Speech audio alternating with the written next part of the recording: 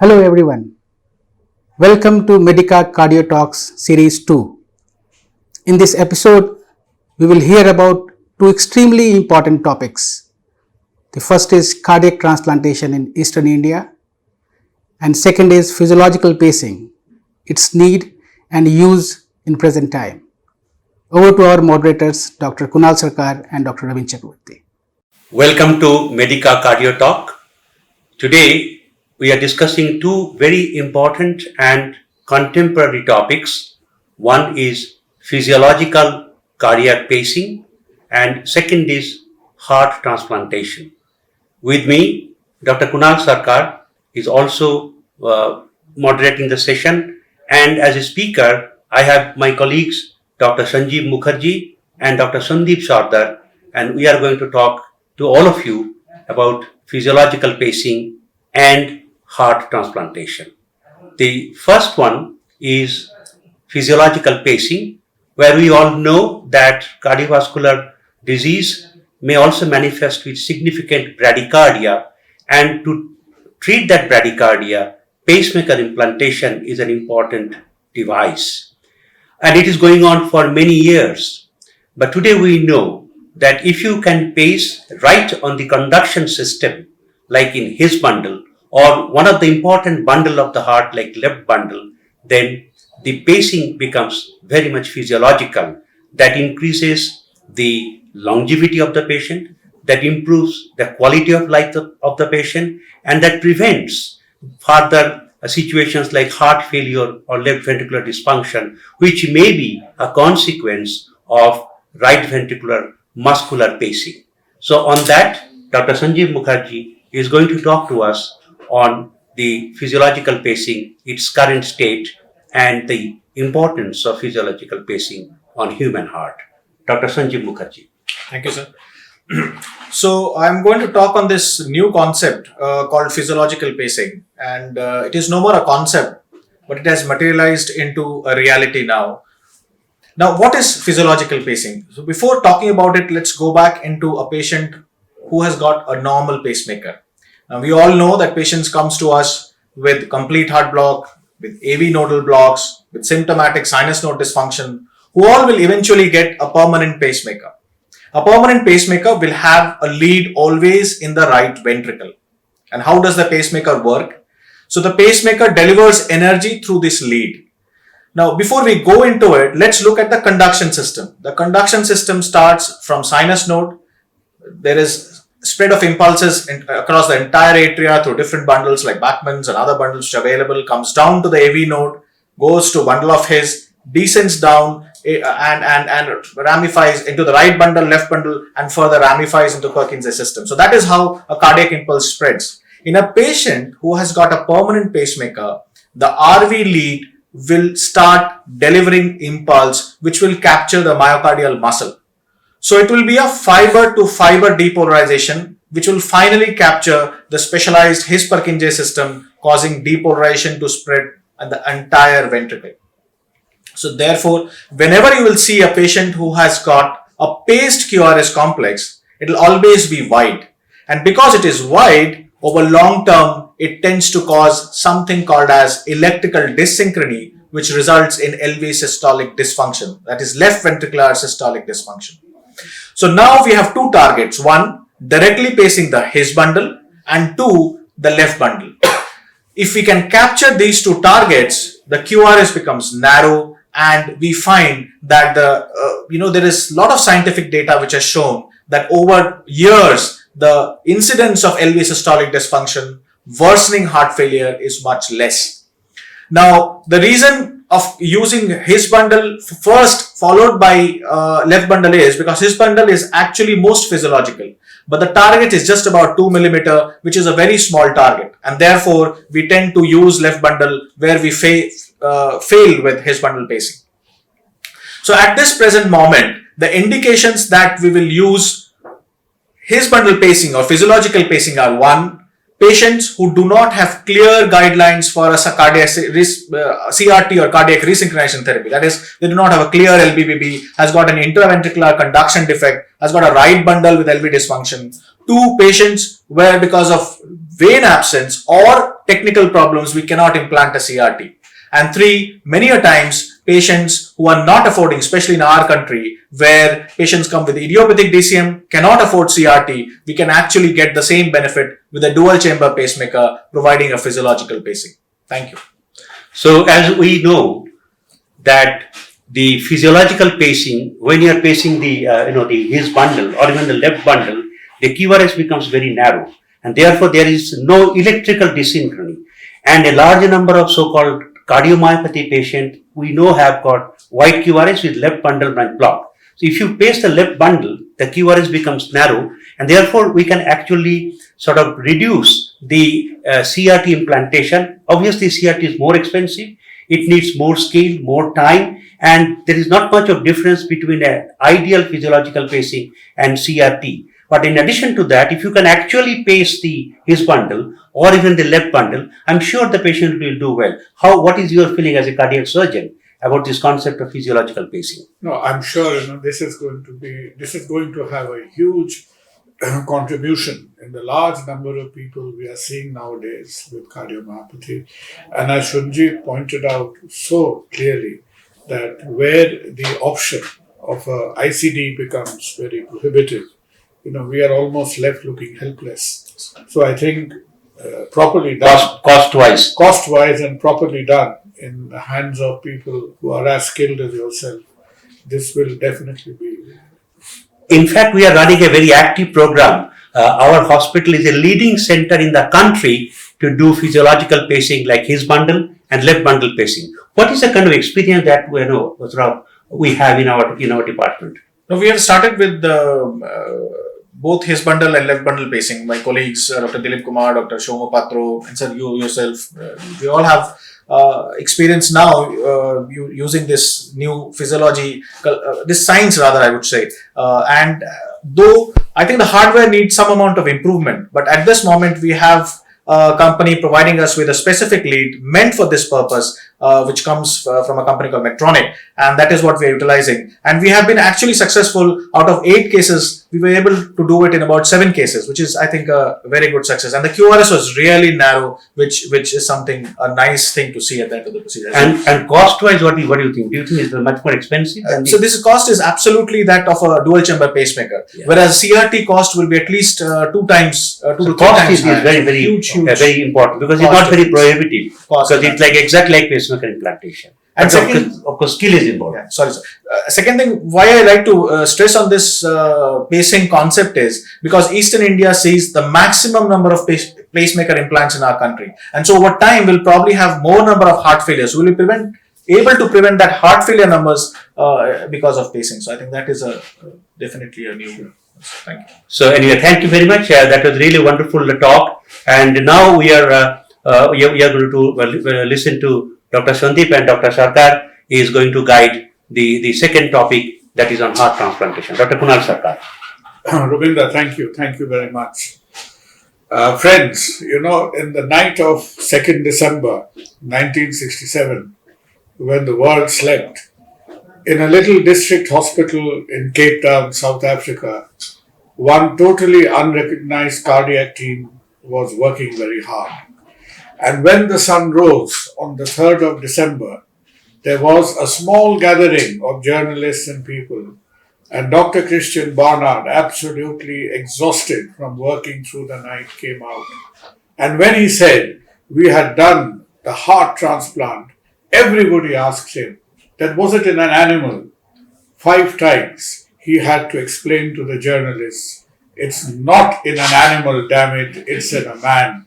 We've done it, the first heart transplant, 3rd December, early morning, 1967. And not only that, in a country which was totally plagued by apartheid, a white man received a black man's heart. So that morning signaled an era which was very important for human equality. And it signaled an era whereby a condition that we consider to be an end-of-life phenomenon, severe heart failure, you were doomed to die within 3 to 6 months, saw a very effective treatment. Right now, more than 4,000 heart transplants are done in the world every year. Shundi, who is an extremely versatile, ebullient, energetic, hard-working surgeon will give you an overview of the situation of heart transplant in India today. We did take a little bit of time to start, but having done that, we have contributed significantly. And our city has also been contributing very significantly in this field of heart transplant. So over to Shundi. Thank you, sir. Let me take reference of COVID-19 in my talk. COVID-19 has taken around 0.4 million lives worldwide till date. And our cardiovascular disease, it is taking around 15 million lives worldwide per year. Around 10 million people are suffering from heart failure across the globe. And significant chunk of this population is having refractory heart failure. Refractory heart failure means these patients are refractory to current maximal medical management, intracardiac defibrillator, all sorts of therapies. They are breathless even at rest. They need repeated hospital admissions. And socially as well as financially, their families are running through a difficult time. So, what are the treatment options for these patients? They do not have too many choices. Firstly, I should talk about left ventricular assist device. This is a mechanical device which takes over the function of the heart. Honestly speaking, the cost of left ventricular assist device is prohibitive. Not too many people can afford it. So the option left for these patients is heart transplantation. Heart transplantation is replacement of diseased heart with a healthy heart from a brain dead donor. With improved surgical technique, better immunosuppression therapy, and good quality of post-operative care, outcome of cardiac transplantation is good. More than 70% cardiac transplantation patient is surviving more than 5 years. And operative mortality of cardiac transplantation is around 5 to 8%. And these cardiac transplant patients, they are living almost as normal as healthy individuals. Unfortunately, the patients who needs heart transplantations, the queue is getting longer and longer. Many factors are there. Major factor is the paucity of donations, social taboos, few logistical constraints are there. In Eastern India particularly, we do not have too many donations. Since last 2 years, Eastern India has experienced around 15 to 16 heart transplantations. So, better awareness, early referral, early diagnosis and enlistment for heart transplantations are key for success of this program.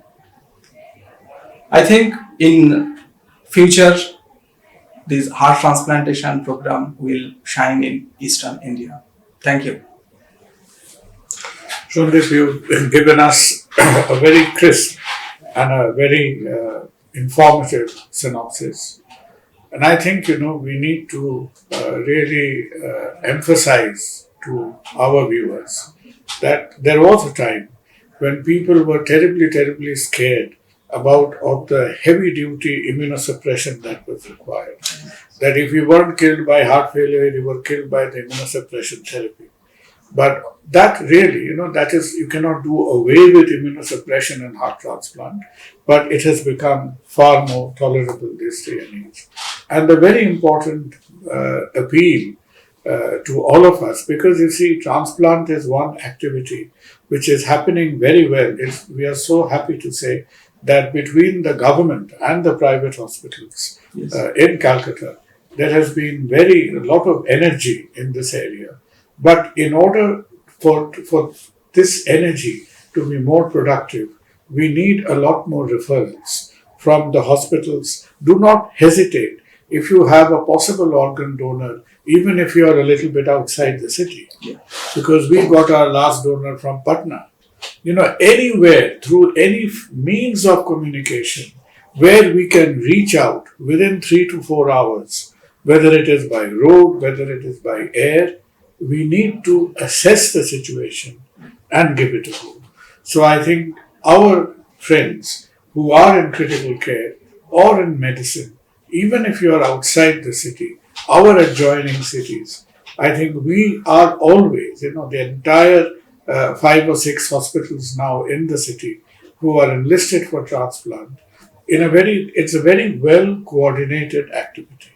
So if you give an idea, a lot of people are under the misconception that a lot of horse trading happens with organs. That this is like somebody making a sifarish and an organ goes. But we need to assure you that it is a very well worked out system. So just give them a brief idea how Selection criteria, selection for cardiac transplant recipient is very well laid out, and the system is very transparent. Patient selection is to be done by the transplant cardiologist. Then the patient will be referred to the cardiac surgery. After assessing suitability of heart transplantation, patient is to be enlisted in ROTO website. That is a government agency, and patient has to follow the queue to get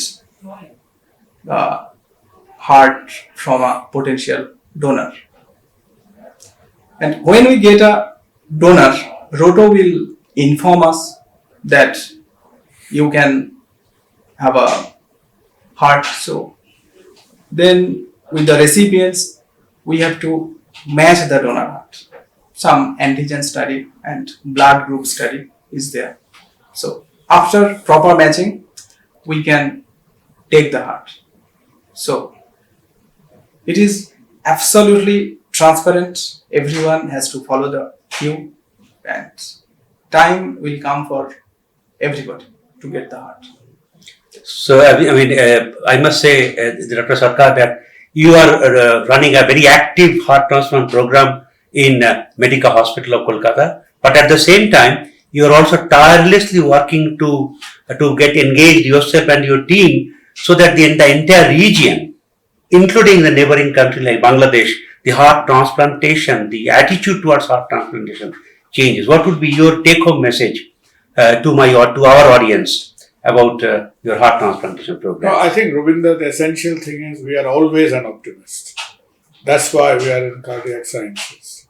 And being an optimist, look, in your and my time in this specialty, I think we have seen a lot of positive energy, right? I never thought that about 23 years ago when I started my surgical career, that we would see such a lot of energy and actually do heart transplantation, LVADs, do advanced electrophysiology. So a lot of positivity has happened. We need to take it forward. None of us can afford to rest on some of the procedures that has been done today, and we need to integrate everybody. We need to integrate the specialty hospitals, the secondary hospitals, any hospital in the region, and even in referring a donor, please think that you have made an enormous contribution towards the survival of a young man or woman who otherwise would have certainly died in a few months' time. And there are, as Shundeep said, there are very well laid out counseling systems, waiting list systems. So never hesitate if you have a question either ask the website or any one of us. You can call any one of us, call the hospital at any time, and we are there at your disposal, at your help to guide you. So we need your help, because it is only by holding your hand that we will take the next step forward. Thank you. Thank you very much. So, today's two very interesting and very contemporary topics on physiological pacing and heart transplantation. So, I'm sure that you will enjoy this topic. And if you have any further feedback or further suggestion, do feel free and contact us or any one of us, our hospital staff, ourselves, by person, by mobile, by email, and also give us your suggestions and feedback. And we're looking forward to having more and more such topics and discussion, and trying to sort of connect with everybody, like physicians, like our patients population, and even common people of the society, to enrich ourselves with the advancement of cardiology and cardiac surgery. Thank you very much.